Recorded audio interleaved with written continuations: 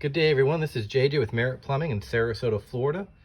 I have a customer here with a tankless water heater, and they want to adjust the temperature up higher. Now, preset from the factory, it won't let you go above 120 degrees for safety. It says right down here too, let you know, you start going over 125 and you do increase the risk of scalding. So just be aware of that. What I recommend is if you want to go hotter, just go up in 5 degrees increments. You can see you can go down and up by 5 degrees, but not past 120.